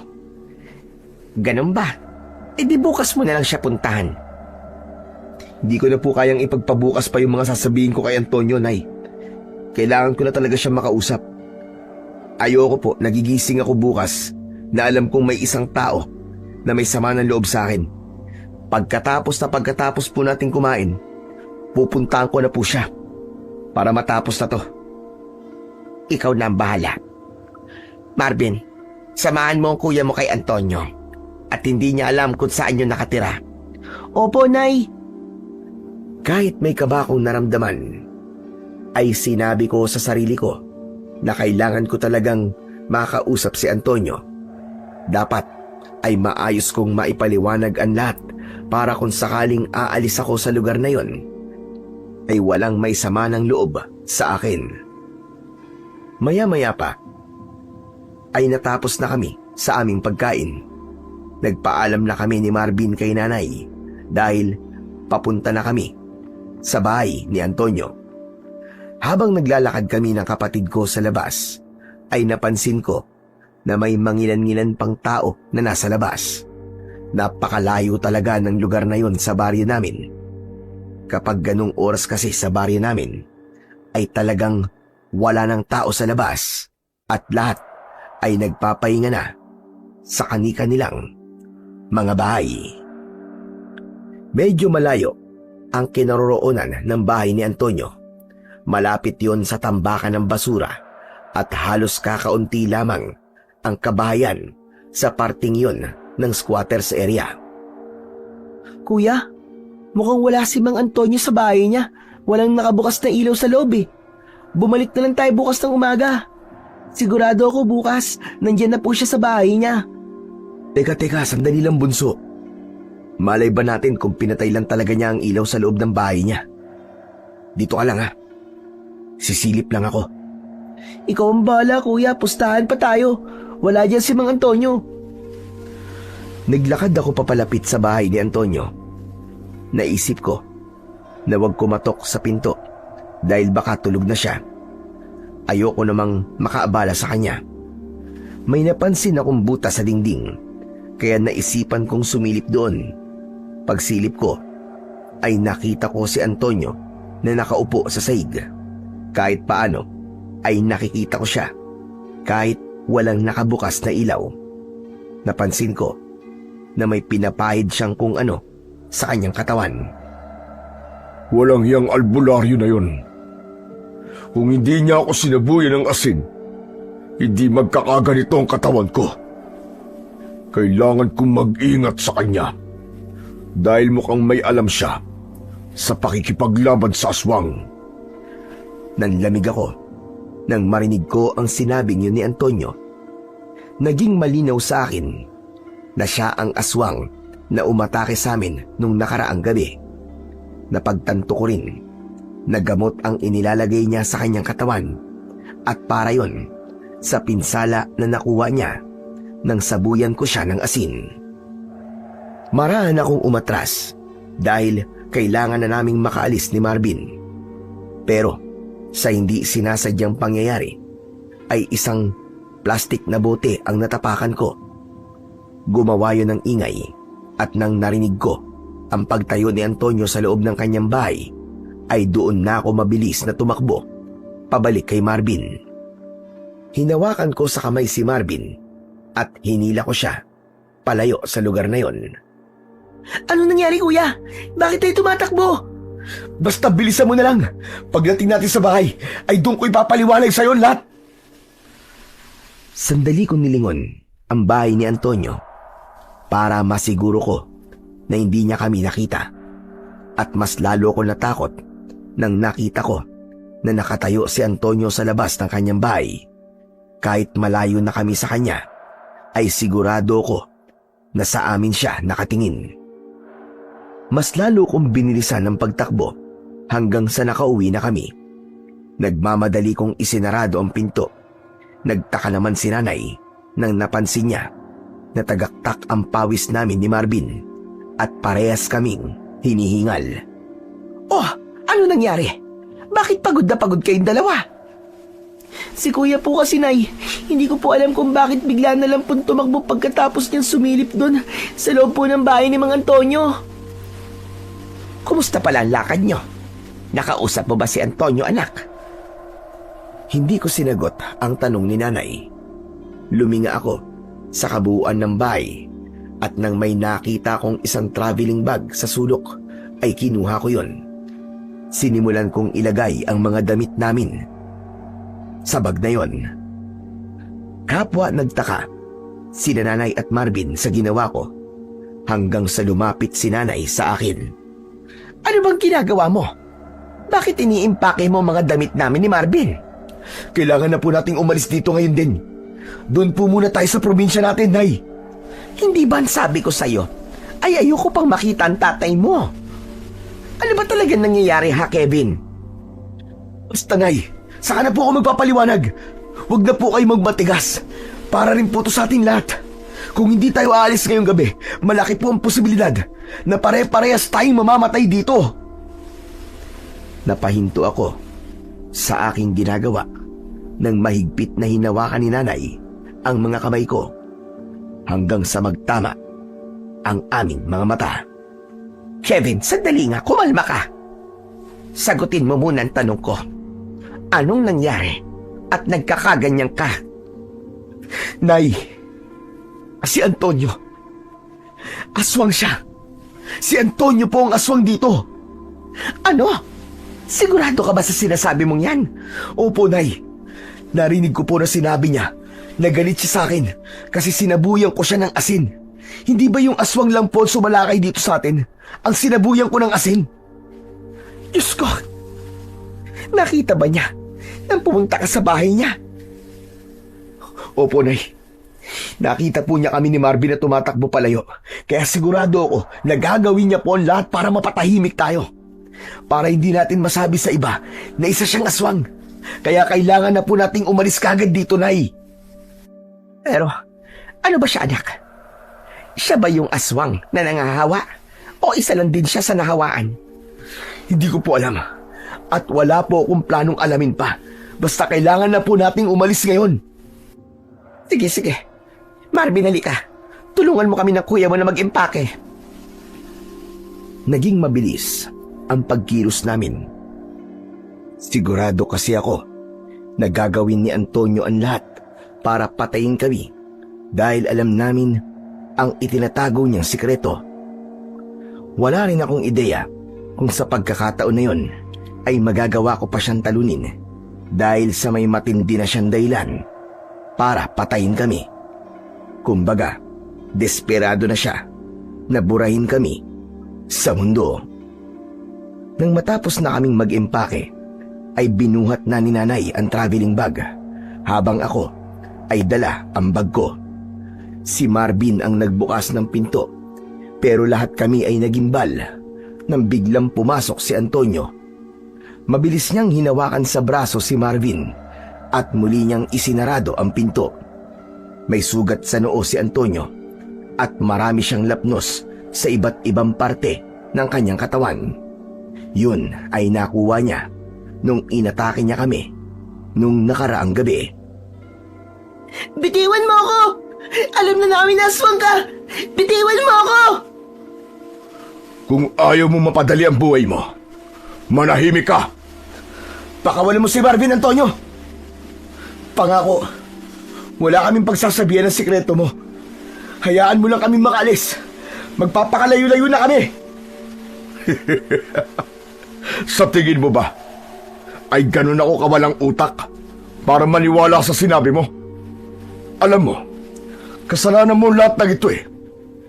Kung hindi mo sana ginagamot ang mga taong hinahawaan ko ng pagiging aswang ko, malamang ay nagtagumpay na sana ako sa plano ko sa lugar na ito. Sigurado ko na sa ngayon ay isa na itong malaking balwarte ng mga aswang. Kung ganon, ikaw nga ang aswang na nangahawa ng pagkaaswang sa mga tao. Hayop ka, Antonio. Manloloko ka. Inakala naming lahat na isa kang totoong albularyo. Pero may iba ka pa palang plano sa aming lahat. Totoo naman eh, na isa akong albularyo. Kaya lang, ginagamit ko ang pagiging albularyo ko para manghawa ng pagiging aswang ko. Natatandaan mo ba yung tsa na pinainom ko sa inyo ng anak mo nung huling beses na nagpagamot kayo sa akin? Nilagyan ko yun ng aking dugo. Ganun ang ginagawa ko para maging kagaya ko rin kayo. Pero nang dahil sa anak mong albularyo, nasira ang lahat. Tapos ngayon, nalaman pa niya kung ano talaga ako. Kaya pasensyahan tayo. Pero kailangan ko na kayong patayin. Hindi muna ako nagsalita. Hinayaan ko na mag-usap sina Nanay at Antonio. Unti-unti akong umatras hanggang sa naramdaman ko ang lababo sa aking likuran. Pasimple kong kinuha ang kutsilyo na nakapatong doon. Nagtama ang mga mata namin ni Marvin. Kinausap ko siya sa pamamagitan ng tingin. Panay ang dasal ko na sana ay makuha ni Marvin ang gusto kong sabihin sa kanya. Hanggang sa biglang kinagat ni Marvin ang kamay ni Antonio. Malakas na napasigaw si Antonio at nabitiwan niya ang kapatid ko. Mabilis na tumakbo si Marvin papunta kay Nanay. Agad namang niyakap ni Nanay si Marvin. Hanggang sa isang kisap mata ay nagbago ng anyo si Antonio at naging nakakakilabot na aswang. Nang sumugod siya, ay mabilis akong tumakbo para salubungin siya. Sasaksakin ko sana ang aswang, pero nagawa niyang hawakan ang aking kamay. Sa palagay mo ba, ay may laban ka talaga sa akin? Kung nung una, ay nagawa mo akong itaboy. Sa pagkakataong ito, ay hindi na yun mangyayari. Papatayin kita, kasama na ang nanay at kapatid mo. Malakas kong sinuntok ang pagmumuka ng aswang, pero hindi man lang siya nasaktan. Bagkus ay malakas niya pa akong tinawanan. Hanggang sa paulit-ulit na sinabuyan ni Nanay ng asin ng aswang. Nabitiwan ako ng aswang at panay ang sigaw niya habang nilalapnos ng asin ang kanyang balat. Yan ang dapat sa'yo, halimaw ka! Ikaw ang dapat na mamatay at hindi kami! Perwisyo ka sa buhay naming lahat! Mamatay ka! Sinamantala ko ang pagkakataon na yon. Sinugod ko ang aswang at sa pagkakataon na yon ay matagumpay ko nang naitarak ang kutsilyo sa kanyang dibdib. Nanlaki ang mga mata ng aswang. Nang bunutin ko ang kutsilyo para saksakin sana siya ulit, ay malakas niya akong itinulak hanggang sa bumalandra ko sa isang sulok. Hindi pa rito natatapos ang lahat. Babalikan ko kayo at sa muli nating pagkikita, sisiguraduhin ko na papatayin ko na kayong tatlo. Mabilis na tumakas ang aswang. Sinundan ko siya sa labas, pero hindi ko na nakita kung saan siya nagpunta. Pero kahit hindi namin napatay ang aswang ng gabing yon, ay nagpasalamat pa rin ako sa Panginoong Diyos dahil hindi nasaktan ang nanay at kapatid ko. Balak na sana naming umalis ng gabing yon at umuwi na sa probinsya namin para tuluyang takasan si Antonio. Pero naisip ko na may mga tao pa sa squatters area na hinawaan ni Antonio ng pagiging aswang. Kaya naman, nagdesisyon na kung manatili muna kami roon at saka na kami umalis kapag nagawa ko ng gamutin ang lahat ng taong hinawaan ni Antonio. Sumang-ayon naman si nanay sa desisyon kong yun. Nang sumunod na araw ay nagbahay-bahay kami ni nanay upang wala kaming makaligtaan na taong hinawaan ni Antonio ng pagiging aswang. May mga ilan akong ginamot na nakitaan ko ng sintomas na may hawa sila ng aswang at matagumpay ko naman silang napagaling. Nagpaalala rin kami sa mga tao tungkol kay Antonio. Sinabi namin ni si Antonio ay isang aswang na nanghahawa ng pagiging aswang nito, kaya dapat silang mag-ingat. Gabi na nang natapos ako sa panggagamot. Nang sandaling yon, ay sigurado na ako na wala ng tao sa squatters area ang may posibilidad na maging aswang. Kaya naman, naging panatag na ang aming kalooban nang umalis kami sa lugar na yon. Hindi na kasi maaaring manatili pa roon sina Nanay at Marvin dahil buhay pa rin si Antonio. Madaling araw kami nang bumiyahe pabalik sa aming probinsya. Umaga na nang nakarating kami roon. Gulat na gulat si tatay nang malaman niya na kasama ko sina Nanay at Marvin. Si Marvin ang unang nilapitan ni tatay at hindi na nila napigilan ang pag-iyak dahil yun ang unang beses na nagkita sila makalipas ang napakahabang panahon. Maigpit na niyakap ni tatay si Marvin at maging ako ay napaiyak na rin. Nang humupa na ang emosyon naming lahat, ay doon na namin ikinuwento kay tatay ang lahat ng nangyari. Mabuti na lang at ikaw ang pinadala ko rong Kevin. Hindi ako nagkamali sa desisyon ko. Hindi mo alam kung gaano kita ipinagmamalaki, anak. Maraming salamat po, tay. Pero lahat po ng yon ay natutunan ko po sa inyo. Kung hindi po dahil sa inyo, ay hindi ko rin po magagamot si nanay, pati na ang mga tao roon. Kahit na, kahanga-hanga ka pa rin. Dahil kahit hindi ka nakikipaglaban sa aswang, ay ginawa mo pa rin. Nagawa ko po yun, tay, dahil po sa pagmamahal ko kay nanay at kay Marvin. Wala po akong ibang nasa isip nun, kundi ang protektahan ko sila. Ay oo nga pala, tay. Kumusta na po pala rito sa atin? May kumakalat pa rin po bang sakit dito? Wala na, anak. Nang napagaling ko ng lahat ng dinapuan ng sakit, ay tumigil na sa pagkalat ang sakit. Kaya wala na kayong dapat na ipag-alala. Ang inaalala ko lang ay kung saan ako matutulog, lalo na't iisa lang pala ang higaan dito. Huwag kang mag-alala, Isang. Wala akong planong tumabi sa'yo. Kahit sa sahig ako matulog, ayos lang. Basta wag lang kitang makitabi sa pagtulog. Aba, lalo naman ako, no? Kahit sa palaginip, ay hindi ko pinangarap na makatabi sa tulugan ang babaerong kagaya mo. Hindi na ako babaero ngayon. Nagbago na ako. Hindi ba may kasabihan na kapag babaero ay babaero na hanggang sa mamatay? Kasabihan lang yun, Isang. At walang makapagpapatunay na totoo yun. Bakit? Wala ba akong karapatan na magbago? Kahit itanong mo pa kay Marvin, kung nagkaroon ba ako ng nobya matapos mo kong hiwalayan, at wala ang magiging sagot niyan. Ayan na. Ngayon na nga lang ulit kayo nagkitang dalawa tapos mag-aaway kagad kayo. Mamaya na nga po natin problemahin yung pagtulog natin.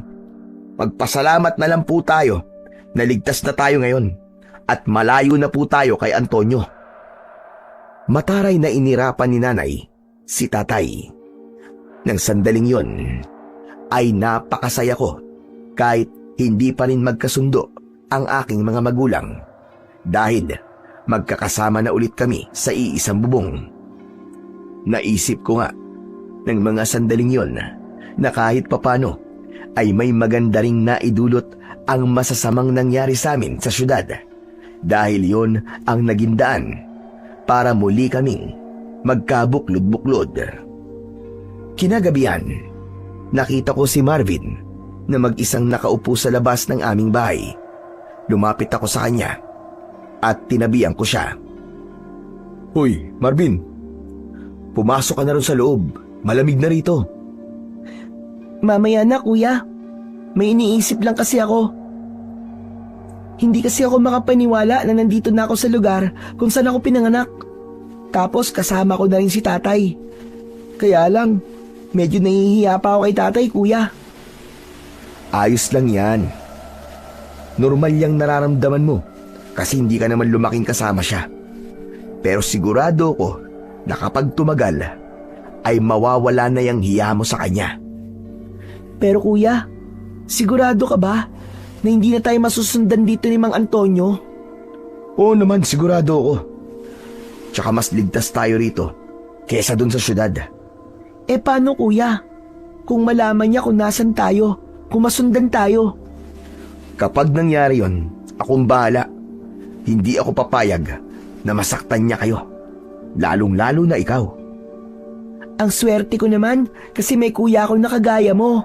Hindi ka lang albularyo kasi kaya mo pang makipagbakbakan sa aswang.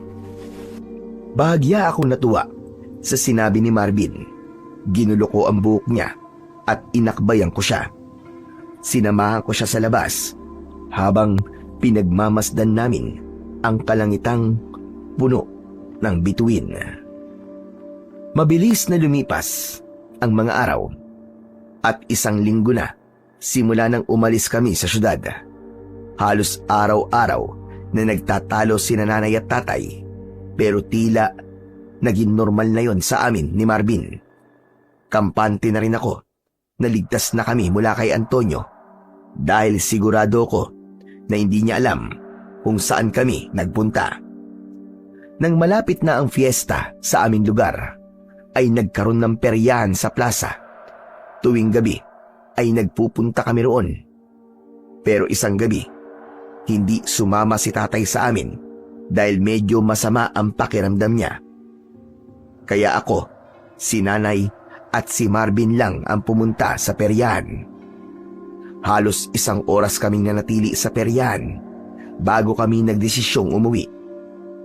May nakasalubong kaming nagbebenta ng balut at bumili si Marvin ng isa. Nang nasa harapan na kami ng bahay namin, ay nasa labas si tatay at nakaupo.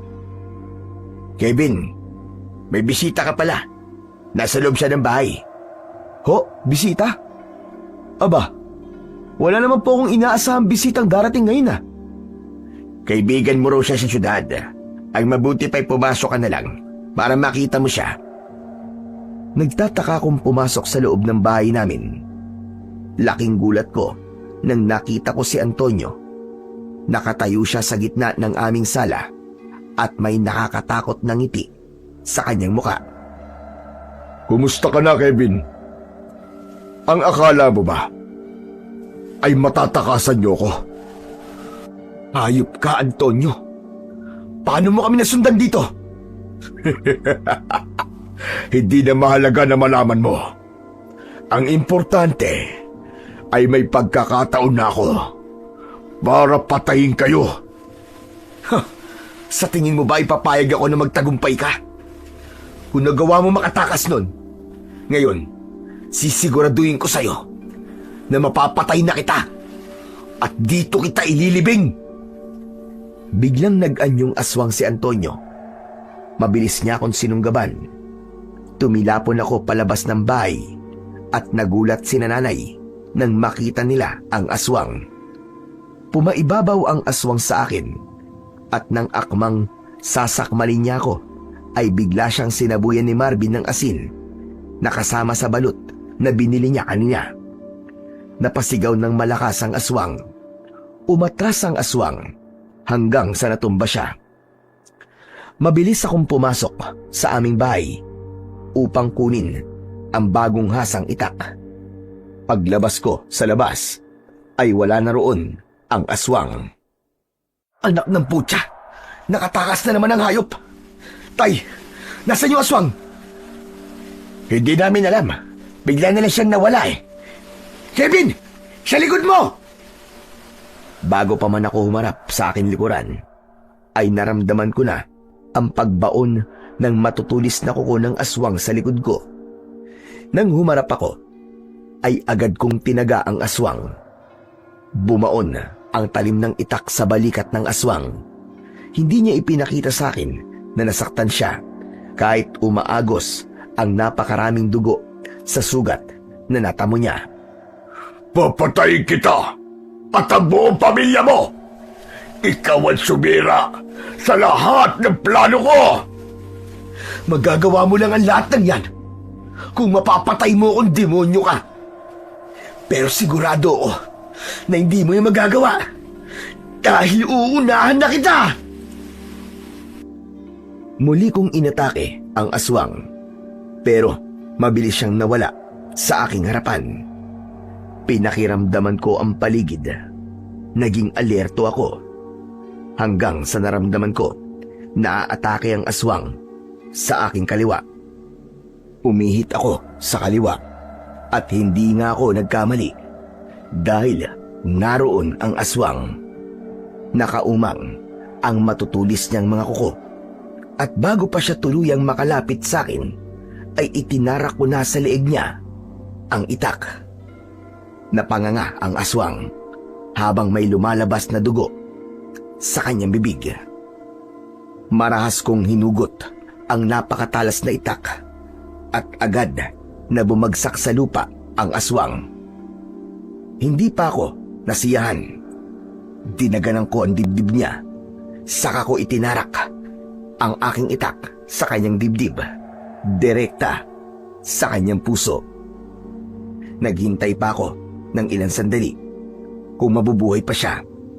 Pero matapos ang ilang segundo ay hindi na siya gumalaw at doon ko na nasiguro napatay na siya. Agad na lumapit sina nanay, tatay at Marvin sa akin. Niyakap nila akong tatlo. Pero nang napagtanto ni nanay at tatay na magkayakap sila, ay tila ba napapahiyang lumayo sila sa isa't isa. Diyos ko po, salamat! Teka, patay na ba talaga ang aswang na yan, anak? Oo, Nay. Tignan nyo, hindi na humihinga. Sinaksak ko sa puso yan, Nay, kaya hindi na mabubuhay yan. Salamat naman sa Diyos. Napakalakas talaga ng pang-amoy ng Antonio na yan. Dahil hanggang dito, ay nasundan pa rin niya tayo. Pero wala na po kayong dapat na ikatakot, Nay. Kasi wala na siya. Tama ka, anak. Pero kung meron man dapat nasisiin sa nangyari ngayon, ay walang iba, kundi ikaw, Celso. Oh, bakit na naman ako? Kasi, pinapasok mo sa bahay natin ang aswang na yan. Aba, malay ko ba sa itsura ng Antonio na ikinuwento niyo sa akin nun? Kahit na pa dapat ay marunong ka man lang makiramdam kung masama o hindi ang isang tao. Marisa, para sa kaalaman mo, albularyo ko at hindi siyang manghuhula. Teka. Pwede bang mamaya na ho kayo mag-away? Nakalimutan nyo na yatang may sugat ako sa likod Ang hapdi. Tay, baka pwede namang gamutin nyo muna ako. Ay, oo nga pala. Pasensya ka na, anak. Ito kasing nanay mo Palagi na lamang nagsisimula ng away. Ang ingay-ingay. Parang armalay tambunga nga. Maingat akong inalalayan ni nanay papasok sa bahay. Agad namang inihanda ni tatay ang mga kailangan niya para gamutin ang sugat sa aking likod. Naghubad ako ng damit at sinimulan ng linisin ni tatay ang aking sugat. Nang sandaling yon, ay alam ko na wala na kaming dapat pang ikatakot dahil wala na si Antonio. Wala ng aswang na maaari kaming pinsalain.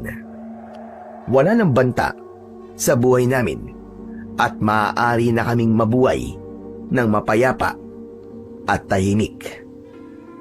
Nagkasundo kaming sunugin ang katawan ng aswang upang tuluyang mabura ang kanyang kasamaan.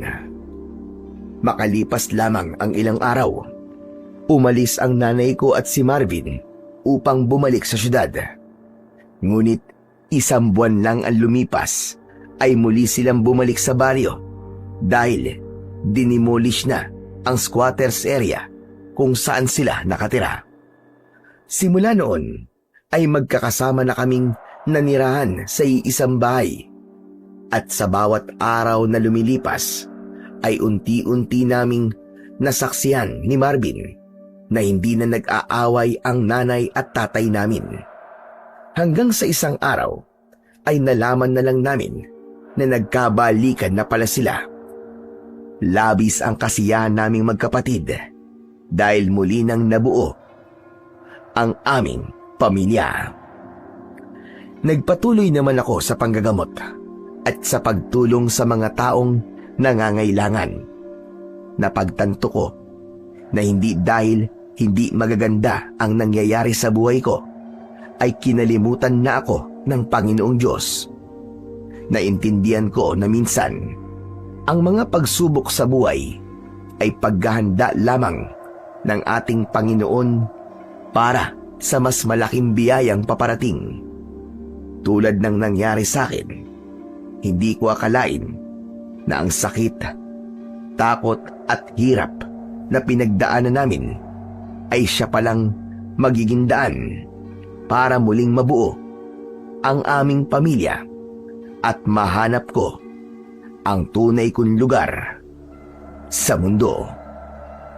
Hanggang dito na lamang po ang aking kwento. Sana ay marami kayong napulot na aral. Ang isang pamilya, kahit paminsang sinubok ng pagkakataon dahil sa hindi pagkakaunawaan ng padre di pamilya at ng ilaw ng tahanan, na humantong sa pansamantalang pagkakahiwalay, ay maaari pa ring muling buuin ng tadhana sa tamang panahon. Patunay lamang ito na gaano man kalaki ang pagsubok na dumating, hindi dapat tayo sumuko, sapagkat ang pamilyang nagmamahalan at may malasakit sa isa't isa ay hindi kailanman paglalayuin ng Panginoon Diyos. Minsan, kailangan mangyari ang paglayo upang makita ang pagkukulang, maunawaan ang pagkakamali, at maituwid ang dapat ituwid, upang sa muling pagbubuo ay mas tumibay ang pundasyon at sandigan ng pamilya. Kaya't panghawakan natin ang pangako ng Diyos na ang pamilyang may tunay na pagmamahal at matibay na pananampalataya sa Kanya ay patuloy niyang dadalisayin, iingatan at pagkakaisain upang magsama-sama habang buhay, ligtas sa anumang uri ng sakit at ligtas sa mga kampon ng kadiliman na katulad ng aswang na maaaring maging sagabal at banta sa pagsasama ng isang buo at masayang pamilya. Maraming salamat po sa walang sawang pakikinig at suporta sa aking mga YouTube channel. Pagpalain po nawa kayo ng puong may kapal.